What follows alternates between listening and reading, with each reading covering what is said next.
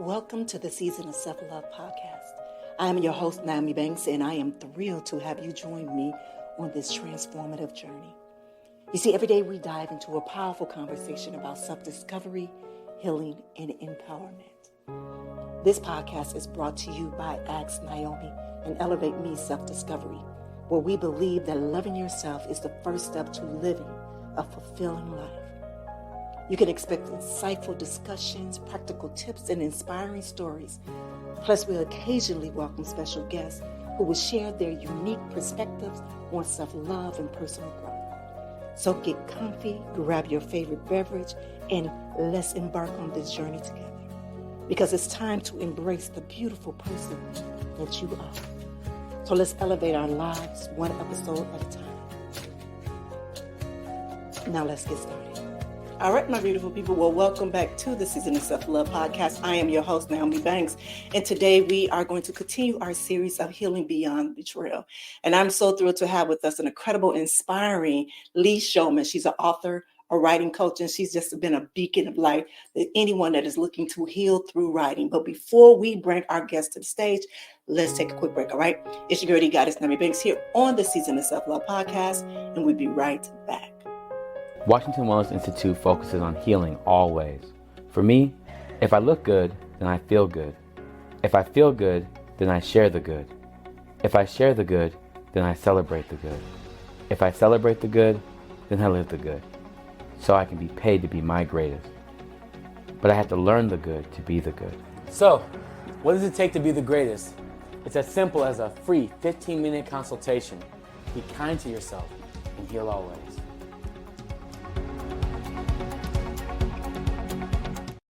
Are you ready to embark on a journey toward harmony and balance? Join us for our exciting new challenge, the 21 Days Living Balance Challenge on the Season of Self-Love podcast. As part of our monthly series, The Act of Balancing Life, this challenge will guide you through daily practices designed to help you harmonize your mind, body, and spirit. Whether you're juggling work, relationships, or self-care, we're here to support you every step of the way. Don't wait, sign up now to take part in this transformative experience starting October 1st. Together, we'll build a community of balance, seekers ready to embrace joy and self-discovery. Visit our website or click the link in our bio to join the challenge today. Let's find our balance together. All right, well, welcome back to the Season of Self-Love podcast. I'm your host, Nyomi Banks. And today we have such an incredible, inspiring guest, Leigh Shulman. How are you, Miss Shulman? Am I saying the last name right? Shulman. Yeah, Shulman. mostly right. Yes. Yeah. Well, welcome. Thank you so much for having me here. And I'm doing well today. How are you doing today? Good. So, well, before we do this, before we get and dive into our topic today, we're going to do a nice little guided meditation, all right? Nice. I love it. Please find a quiet place to sit comfortably and close your eyes. Now take a deep breath in through your nose, then exhale out of your mouth. Taking a deep breath in, hold for a moment, and exhale slowly. Now, as you continue to breathe deeply, I want you to imagine a warm light surrounding you, filling you with peace and calm.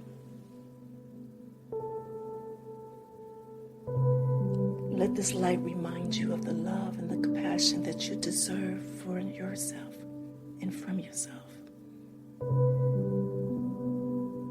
Now, as we start our discussion today, I want you to carry this sense of centered peace with you, all right? Now, when you are ready, please open your eyes. Thank you. All right, if you are new here to the Season of Self-Love podcast, it's something we do every day, Monday through Friday, here on the Season of Self-Love podcast. Leah, welcome back, Leigh. Thank you. And that meditation was just what I needed right now, too. Thank you. Um, First of all, again, it is such a pleasure to have you on here. And as I talked before we got on, I was telling you about this as our series. We're towards the end of our series of Healing Beyond Betrayal. And within our 30-day, we were doing a challenge. And a few of the challenges that we've been having have been writing, whether it's writing in our journal or writing a letter to ourselves. But that's something that you do. That's something that you've been able to do. So can you share a little bit about your journey and how you discovered the healing power through your writing? Well, the healing power of writing, first of all, I believe in it 200% because I've seen how writing helps people. And I've also used it for myself. I've been writing in a journal for as long as I can remember. And I think there's lots of different levels of how you can heal. And so some people might want to write and they want to keep that writing to themselves and keep it private, and that's 100% fine. And other people want to share their story. They want everyone to read it. Also 100% fine. And a lot of steps along the way. And I think there's different kinds of writing and different ways of diving into what that means when you're talking about healing and you're talking about really accepting your story, where you've come from, and the crappy things that might have happened to you in life that nobody wants to hold on to. You know, we want to let go so we can live our lives and really enjoy our lives. So, you know, when you're talking about journaling or writing a letter to yourself, or sometimes writing a letter to someone else where you can maybe get out all that stuff that is sort of stuck with you, Yeah. and often burning that is a great way of doing it. Mm-hmm. You know, and when I'm talking also about when you want to share your writing with other people, so if that means a short essay that you publish, or you write a memoir and you want to publish that, whether it's self-published or traditionally, there's, you know, something really interesting that happens when you write a book about your life and about things that people have done to you that have deeply hurt. Yeah. That when you do that and you share it, because the thing is, when you're writing a book, you never want to write for revenge. You Right. never want to write a story for other people that's about revenge. And I have a writing mentor that says the best thing to do is trash yourself. Well, that's how Mm. she said it. I wouldn't necessarily use those words, but what it is it's about self-discovery. It's about looking at yourself and saying, what did I do wrong? Not necessarily from the person who hurt you. Where can I improve? Where can I grow? Because any book you write, any book you read, whether it's fiction or nonfiction or memoir, your characters and the people in it, they have to grow in order for the book to feel Mm-hmm. complete. And we want to go through this. Here I am. I have this issue. These are the obstacles that get in my way. And then step by step, what are the things that I faced, the challenges that I overcame, the challenges that I stumbled on, and how I learned until I was able to change my obstacles and understand them and see the world in a new way. And going through that process is incredibly, incredibly powerful because Mm-hmm. it's not easy. It really requires you to remember things that you may not want to remember. Mm-hmm. There are many times I work with people on memoir where I say, you know, we'll be in the middle of something and they're just like, I can't do this now. And they have to take a break. And that's okay too. So, you know, private healing is really nicely done when you're working on a book. And then Yeah. you share it and other people can join in that healing with you. Yeah. So thank you for sharing that. So I want to say, because when you said trash yourself, if I know you see my face, but if the audience could have seen my face, I was, what the? Right. I was like, Right. oh. And so what I think she meant, and you can correct me if I'm wrong, I think she meant and she even said self-discovery. So it's meaning to, you remember how I tell you all to be real, raw, and uncut with yourself, you know, and that means going through and sharing your emotions on how you feel. Then from there, then you start to grow because now you know what you don't want to feel or don't want to do anymore. So you see your growth. So when I heard that trash, I was like, who's that? Mhm. Yeah, absolutely. Now, I had the same reaction to trash yourself, but and it is a harsh way of saying it, but I think in a sense it's being honest about who we are, the mistakes we make, where we went wrong, you know, and I think sometimes that's really difficult to do, you know, particularly when somebody has done something to you that's really painful. you know, there's this balance between I'm setting a boundary and I am no longer going to allow you to do these things that hurt me. But not that person, not anybody else. And it's a different way of sort of interfacing with the world. And then there's the part where you're like, oh, but I did do things that led to that process. What are those things? What are the things that I'm doing, and how am I engaged in what ended up happening, whatever it is? And I say that very broadly so that I can shift away from that, shift my mindset, shift my words, shift my actions, shift my boundaries, so that I head in the direction that I want. Because, you know, and I guarantee you, if you're writing a book about something that happened to you, there are a lot of people out there who have gone through something similar and will read it and they'll be nodding the whole time. They'll be, yes, I get it. I get it. I get it. And, you know, humans are funny. I find like we're funny in that we all kind of make the same mistakes and we do the same things. And that's like a really powerful source of community also. Yeah. I had this guest on earlier this week. Amazing book. I actually went and got her book. Her name was Julie. Oh my God, Julie Fembora. I believe that's her name. I've been talking to so many people that it's so bad of me. But the name of her book is Too Brown to Keep. Too Brown to Keep. She was born right after World War II in Germany. And so her birth father was, he was a Black American soldier, and her mother was a white German woman. And her and her sister were given up for adoption. I think she said it was 690 something children that were born, that were put up for adoption during that time. But I believe she said it was like over 10,000 babies that was born during that World War II from American soldiers and German women there. And so in her story, and just as you said, over this weekend, I was listening to the story on my Audible, and it was amazing just even to hear her emotions come from the writing. You know, I write too, so I knew exactly what she was doing. But that's exactly what you said. It's like as you listening or as you reading the pages from people's books, you got a movie going in your head, and you're like, yes, like that's the same thing, you know, that I'm going through, that I recognize and I realize. That's why even doing this podcast, the Season of Self-Love, and we kind of taking each month as a different series. And this one right here is more of healing beyond the betrayal, because we look at betrayal in so many different ways. As we said before, it's so many levels to betrayal on how we see betrayal. But then the ultimate thing is, how can you get beyond it? How can you go through the healing process? What can you take to use your story as a transformative for your healing process? But not only that, but to help others, to be able to serve others. So for you, what have you found to be some of the most therapeutic aspects of your writing? You know, it's when other people read it.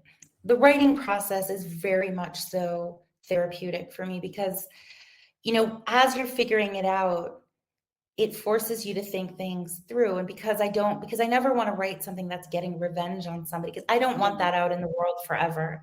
I don't want revenge to be the person that I am. And I certainly don't want to share that. So Now, in order to, can I ask you this? Could you explain to my listeners, what do you mean by revenge? so when I said trash yourself, revenge is literally trashing another person and saying, oh, look at the bad things they did, and sort of putting their story out in a way that puts another person in a bad light because you see them in a bad light. And in order to write your story, you know, it's your story, and that's not to say you need to, you know, whitewash it or turn it into something it's not.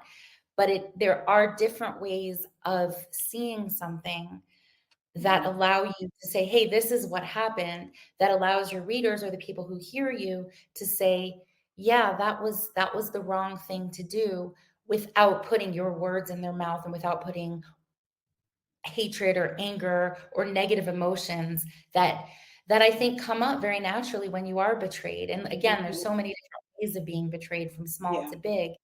resentment, anger, sadness, sort of all of those things that come up. And being able to put them into words, put them on paper so another person can see it, feel it, understand it, is an incredibly powerful experience, because it really requires you to say, like, where is this in my body? What am I feeling? Why am I feeling it? What actually caused it? Because so many times, I know in my life, I'll have an emotion or a reaction to something, and I might think that the cause of it is one thing, but really when I think about it, it's something else, or it's more complicated.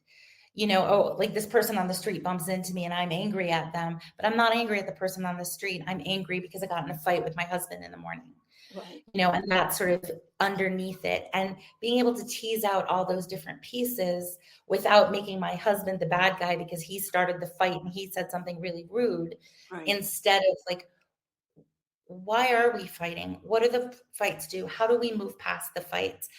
And that's a very, very small example. Having a fight with a husband, which is sort of like a normal thing that happens to all of us, as opposed to, like I've worked with people, where their stories are their stepfather abused them and their mother let it happen.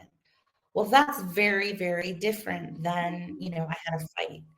And the way that impacts us in our bodies and our souls and the ways we relate to other people also can be broken down into a lot of different levels. And when you write about it, you start to see it differently, because you'll put it on paper, but then you have to edit it.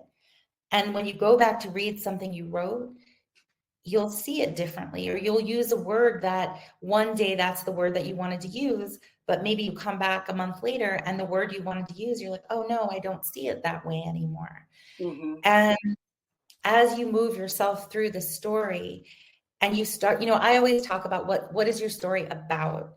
And when I say that about, I don't mean the plot. I mean, what is it that you want your readers to understand and feel when they're finished reading your book?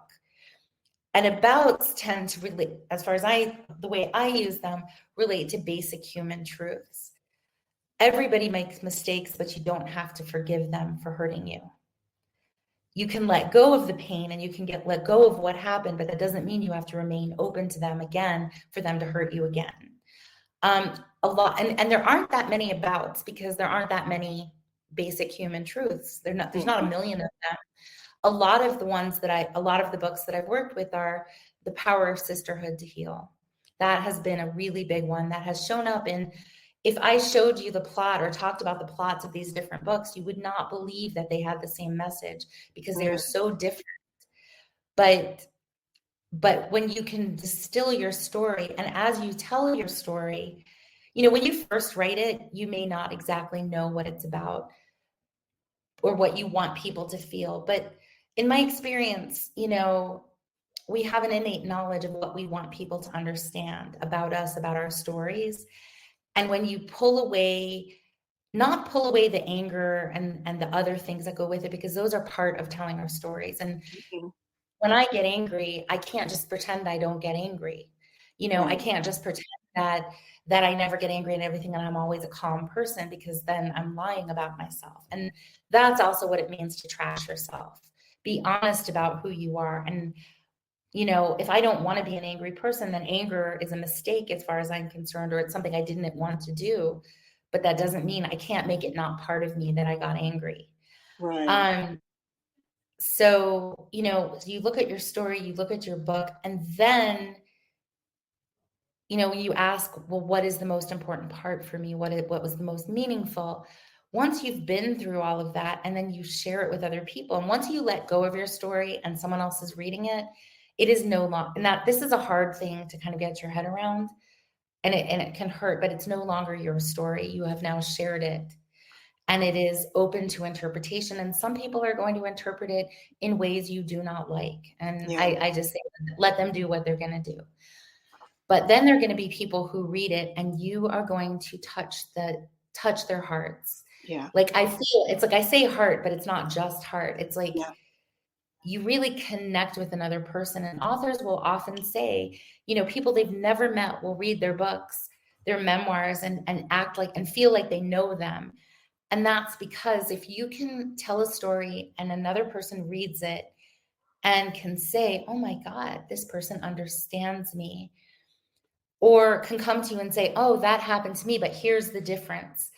I once wrote a short story about being it was when I lived in Panama, and my sister-in-law there and the family that happened there.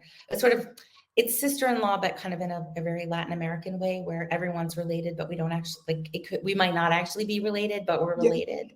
It's my sister-in-law, my cousin, everybody's sister-in-laws and cousins. And Yeah. I actually love that. I think that's really beautiful. Mm-hmm. And I connected with somebody who knew the family, and my, unfortunately, my sister-in-law, this happened quite a few years ago. She ended up ending her life. Mm. And there are lots of things around that. And ultimately, it's difficult, and I love her, and I'm sorry that she felt that way and that she was in that place in her life. But meeting this other person who knew her from a different perspective and in a different way allowed me to know her better. And it's not just people who connect because they know the people in the story, or there's so many different ways, and you never know how people are going to show up for your story.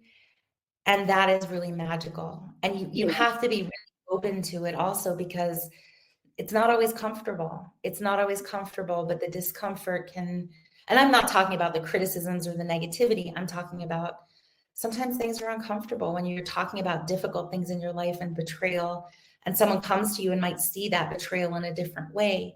You might want to push against that, but it gives you an opportunity to explore it from many different vantage points. All right. So all of that was fantastic. I really loved all of that. So let me do this. So I have some more questions that I want to ask you, kind of like break them down, because you already talked a little bit about with the writing and stuff like that, but I want to break them down like this. All right. So exploring resistance. So this is the first one we're going to talk about, exploring resistance. So Leigh, many people find themselves that very resistant in writing about their deepest fears and painful experience. So what advice would you have for someone who wants to start this journey but feels blocked or overwhelmed by the thought of confronting their past through writing? Well, what I would say, if you feel overwhelmed by sort of going on that journey to write it, because I've been talking a lot about writing a whole book. It doesn't have to be a whole book. It could be a poem, a short story. It can be whatever you want it to be. Like you're in charge. Sometimes the writing takes over, but you're the one in charge. We'll start there.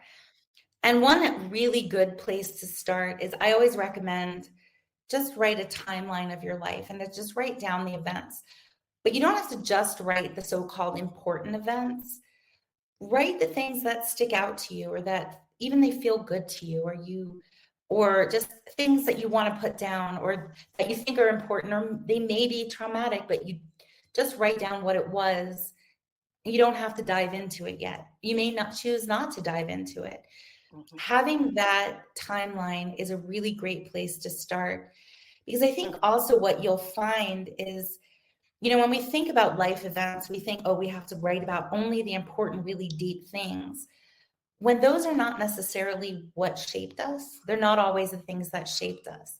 Mm-hmm. And I'll give you an example. The first time I did the timeline, the dot on the timeline that I ended up writing about was about the first class I ever taught.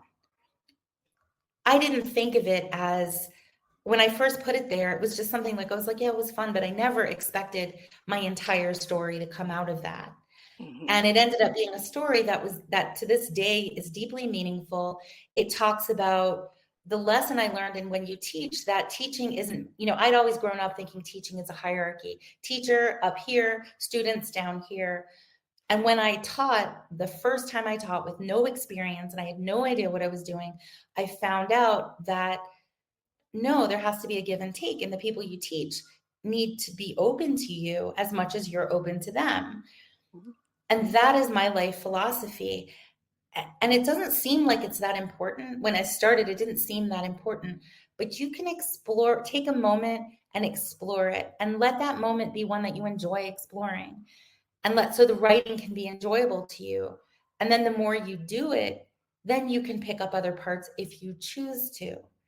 The other thing, if it's difficult, you don't have to write graphically. There are many, many ways to write that suggest or that hint to it, and people know what you're talking about. So you can skip years of your life if you want to, and use one sentence to say what happened during those years. And then if you choose to go back and talk about it, you can. But if you choose not to, you don't necessarily have to. I really believe everything is one small step at a time. And writing a book, a story, whatever it is that you're writing, something that's difficult for you, is all about just take one tiny step. Let that be enough. You don't have to do everything. Thank you. Thank you for that. Here's another one that I want to ask you about. Um, Sure. we talk about mental health a lot. So in your experience, how does regular writing affects one's mental health overall over time? Well, I mean, there are studies, that talk about how writing affects your mental health. And okay, so there's specific types of writing. So there are studies that show if you write a gratitude journal, keep a gratitude journal. I'm blanking on the name of the psychologist, but 3 good things. If you do a search online for 3 good things, if you write 3 good things every day, basically the list of how that helps your mental and physical health is too long for me to even remember to Yeah. repeat now. Mm-hmm. But a gratitude journal, and I felt this, I keep a gratitude journal, and in the gratitude journal, I purposely only focus on the things that are good. And then I can sort of see when my mind wanders into, oh yeah, but this and that, and no, this is just for gratitude. Yeah. And that lets you see how your mind works. It lets you see, and it helps you train yourself to accept things in a more open way that has more gratitude. And I want to be very clear, that is not to say we're grateful and we ignore the bad things that happen to us. I think that is the opposite of what I mean. I think it's really important to be honest and clear about the difficult things that happen to us, Mm-hmm. but we don't want to get stuck in them. Right. And gratitude helps move us out. So, and then how writing difficult things can help our mental health. That is going to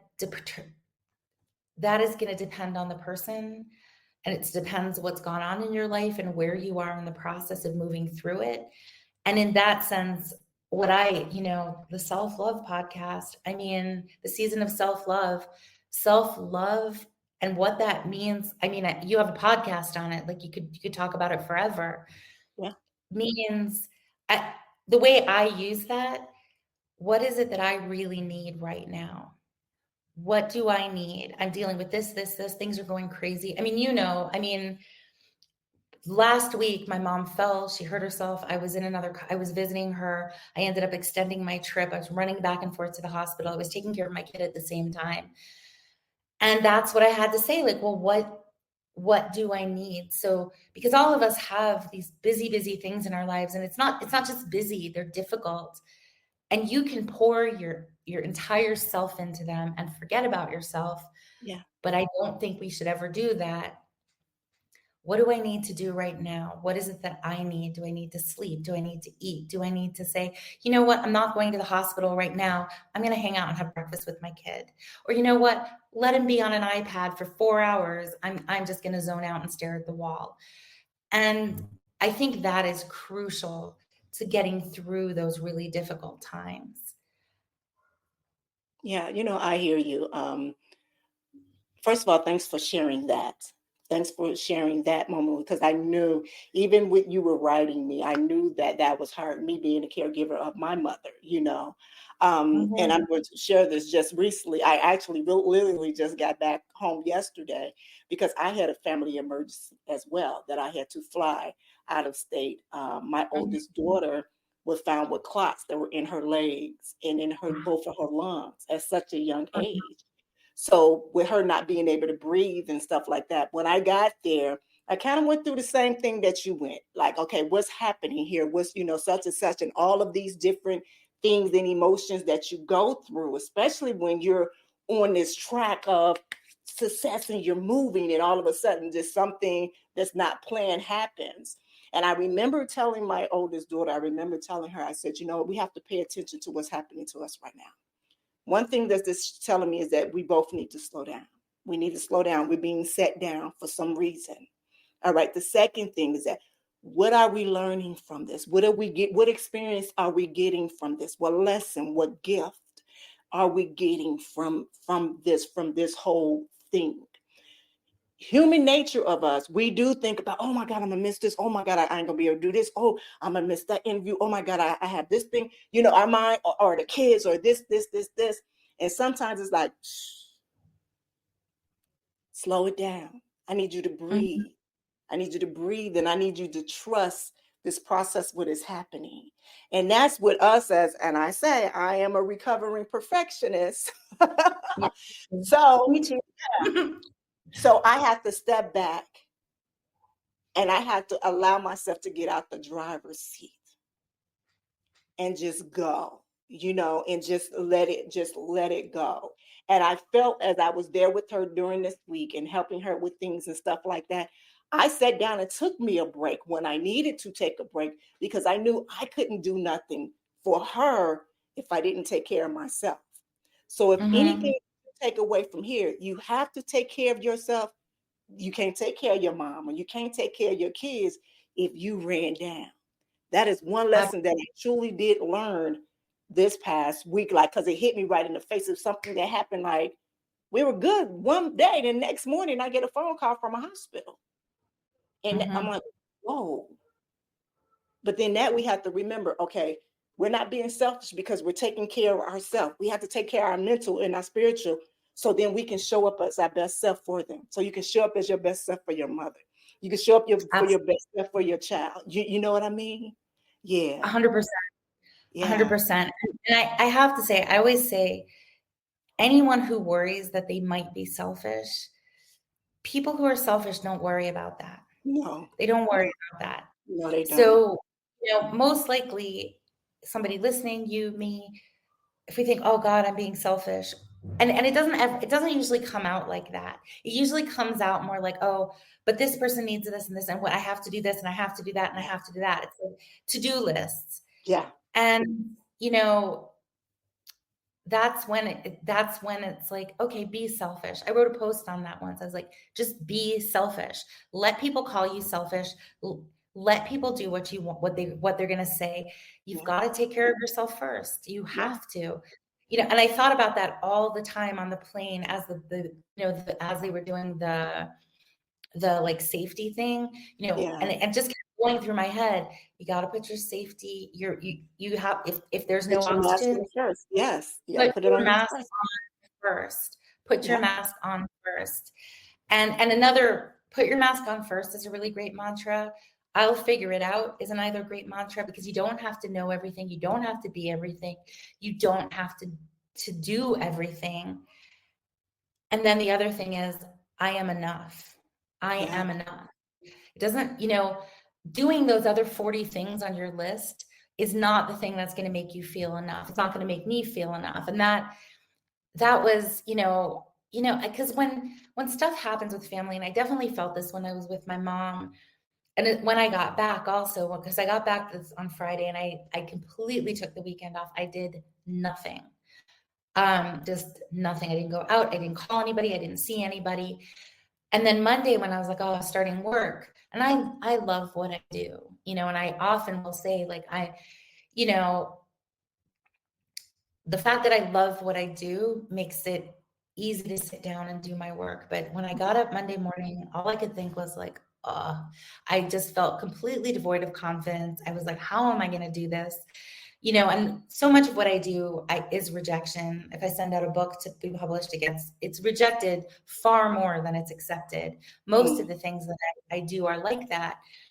So I realized I needed to focus on confidence. And the confidence isn't I can do it all. The confidence is I am enough. I don't have to do more in order to be enough. So when you were saying slow down, I often feel like some version of slow down is exactly the answer to the stress, the betrayal, the upset, the anger, and then be selfish.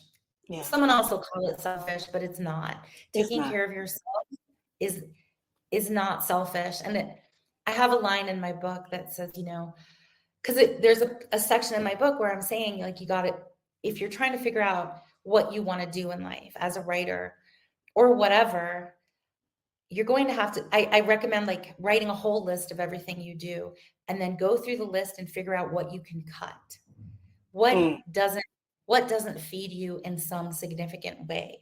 right. And then you have to go and some of those things are easy to cut and you never have to do it or say anything. Sometimes you have to go to people and say, hey, I can't do this thing that I thought I was going to do or that I have been doing. And one of the beta readers of my book, so a beta reader is somebody who reads your book before you publish it to give you feedback.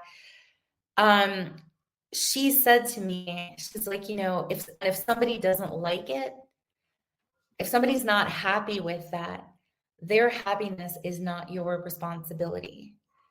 And that, yep, other people's happiness is not your responsibility. No, no, that is And so big. That is so big. When you come to that realization, yeah, yeah, yeah, it's freeing, but then it's difficult when you go to apply these things in your life, particularly with people you've been around for a long time, and you're in these habits with them. It's difficult to be like, to tell them like, no, I'm not coming. No, I'm not coming this time. No, I need to do this other thing that may not look productive or right or whatever it is to you, but sorry, that's what I need right now. yeah, And you don't actually have to say that. You just have to tell it to yourself, not to yeah, other people, one way or another. This is what I'm doing. To yourself, it's what you're doing is fine. It's yeah, fine. You are enough. You are enough and you do enough. yeah. So yeah. So Thank there you, we go. Leigh. This has Thank been you. beautiful. Thank you. It truly has been beautiful. So before we go, because we have to wrap up, but before we go, could you please tell my listeners where can they find your book? I know you do coaching as well. Just let it all out. Let them have it. All Let them right. know where they can find you at. Okay, so the two best places to find me are on my website, which is leishulman.com. And I have a sort of a special, I guess, a gift for your listeners. So if you go to my website, leishulman.com/podcast, and you won't find it if you go to my website, you have to put in the podcast. There will be a little form that will allow you to, when you fill it out, I'll get the email directly. If you want to talk about your writing, what you want, we'll have a little session to talk about you, what you need, what you want. And then the other place to find me is Instagram. And I'm at Instagram at theleishulman.com. Sorry, no, theleishulman, no.com for Instagram. And Instagram is the social media place where I chat with people. I talk a lot on there. I put a lot of videos, all the events, workshops, free events, writing tips, they're all there. And if you comment or write, I always write back. So, and I would love to hear from people. And, if anybody who ever gets to a place where they're like, I want to set these boundaries, or I want to be selfish, or I want to say no, or, I'm a great person to talk to about it. And so I talk about that a lot on my website and in my Instagram feed. So anything you have to say, I would love to hear it. Again, thank you, Cheryl. Thank you, Leigh. Thank you so much. Thank you. And let me say this again. Thank you for sharing. I say this. I've been saying this for the whole month and a half that I've been having guests on this show, and you all have been truly amazing. Every time, every single one of my guests have been able to confirm some things for me, as you Right. as well has been confirming. So I want to thank you for that, and just giving us these empowering words for today. Truly, truly. And to our listeners out there, we hope that today's episode, that it inspires you to pick up a pen and start writing your way to healing. All right. So don't forget, if you have not already, to subscribe, rate us, review our podcast, and the next time for more empowering, make sure you tune in. All right. So until then, embrace your journey and yourselves fiercely. Have a good one. Thank you for joining us on this journey of discovery and empowerment here at the Season of Self-Love podcast. Remember, embracing self-love is a continuous journey, and we're so glad to have you with us. So if you enjoyed today's episode, please leave us a review. And don't forget to join our community on Facebook at Season of Self-Love. Connect with like-minded individuals who are also on their self-love journey. Now, if you have any questions or topics that you'd like for us to explore, we love to hear from you. Email us at seasonofselflove@gmail.com and let your voice be heard. So until next time, take a moment for yourself today and remember, you are worthy of love, joy, and all the beautiful things that life has to offer.